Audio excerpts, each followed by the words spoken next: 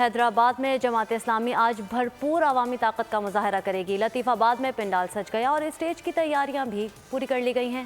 جلسے کی صورتحال جانتے ہیں بیورو ہیڈ حیدرآباد عرفان ارائیں سے۔ انتخابی مہم کے حوالے سے سیاسی پارا ہائی ہو چکا ہے۔ حیدرآباد میں آج جماعت اسلامی نے پنڈال سجایا ہے اور سربراہ جماعت اسلامی سراج الحق آج عوام سے یہاں خطاب کریں گے اور اپنی سیاسی جماعت کا منشور جو ہے کریں گے۔ یہاں پر اس وقت پنڈال میں تیاریاں جاری ہیں، کرسیاں لگا دی گئی ہیں اور اسٹیج جو ہے وہ تیار کیا جا رہا ہے۔